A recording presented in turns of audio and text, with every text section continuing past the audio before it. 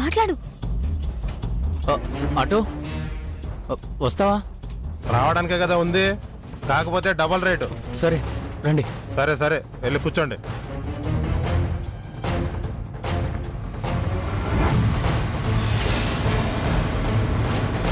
Auto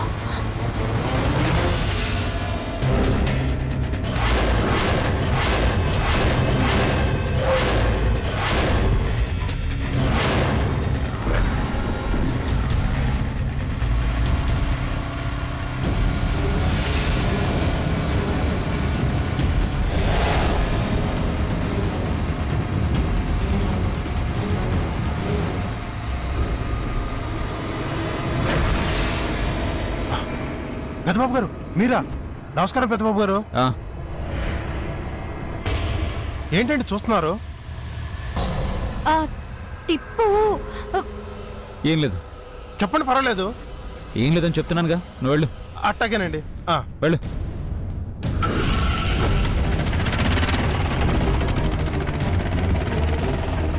ఏంటి నన్ను తప్పుదోవ పట్టించి టైం వేస్ట్ చేయాలని చూస్తున్నావా? లేదు పెరియ బాబు. మరి ఆటోని ఎందుకు అరిచావు? టిప్పు. మాట్లాడుకో. ఎవరికి తెలియకూడదని నేను జాగ్రత్త పడుతుంటే నువ్వు అందరికీ తెలియాలనుకుంటున్నావా? ఆటో వాడి దగ్గర నోరు జారుతున్నావు. అది కాదు పెరియ బాబు. నోరెత్తకం. వాళ్ళు కనిపిస్తేనే తెరు, లేదంటే చంపేస్తా.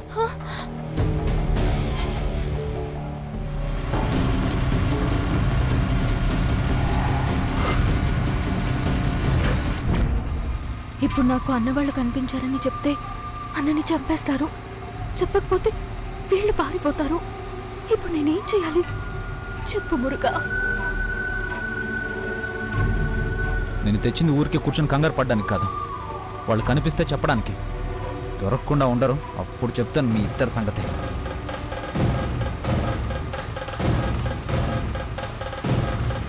పారిపోతారా?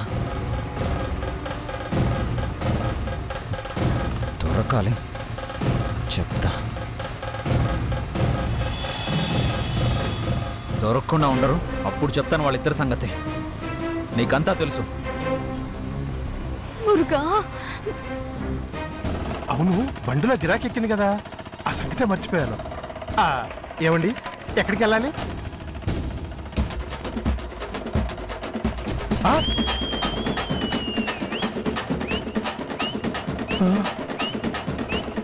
ఏంటి, ఎవరు లేరు? కొంప తీసి అక్కడ నాతో దెయ్యం మాట్లాడిందా ఏంటి?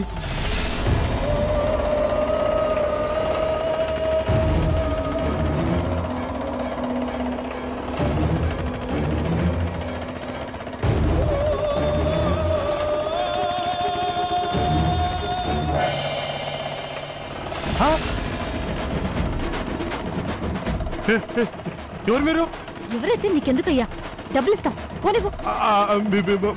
మనసులే కదా. విసిగించుకో. సరే సరే సరే, కోపడకండి. నువ్వు ఇంకేమన్నా చెప్పాలా? ఇంకేమన్నా అబద్ధం చెప్పాలనుకుంటే చెప్పేయి. నేను చూడాలనుకుంటున్నాను నన్ను మోసం చేయడానికి నువ్వు ఎంత నీచానికి దిగజారగలవు అని. ఎందుకు ఆలియా, ఎందుకు నువ్వు ఇలా చేసావు? నీకు తెలుసు కదా, నానమ్మ తర్వాత నీ ఒక్కదానిని కదా నేను పూర్తిగా నమ్మేది. ఏమన్నావు నువ్వు? ఈ మధ్య అన్నిటినీ మర్చిపోతున్నావా? అది చాలు. వాటిలో ఉన్న శక్తి విషయాన్ని గ్రహించి మనకు వివరిస్తాయి.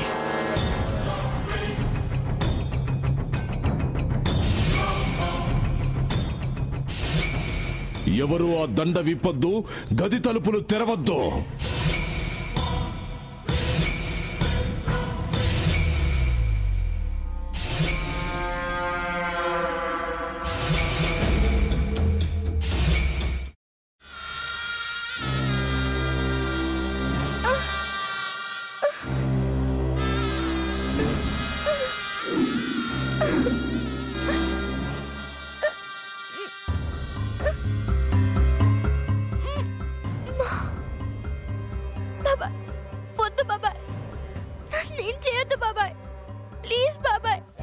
నీకు నిజం తెలిసినప్పుడే నా ఆలోచనలో నువ్వు చచ్చిపోయావు.